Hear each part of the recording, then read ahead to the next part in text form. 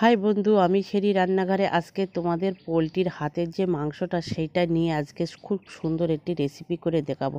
তাহলে বন্ধুরা like subscribe করে পাশে থাকবেন। দেখো বন্ধু, এখানে আমি বড় গ্যাস ধরিয়ে কিছুটা বালি দিয়ে দিয়েছি। বালিটা গরম হতে থাকলে এখানে দেখো মাংসগুলো নিয়ে ভালো করে পুড়িয়ে নিয়েছি। এখানে কিছু টক দই, লেবু আর ক্রিম দিয়ে মাখিয়ে নিচ্ছি।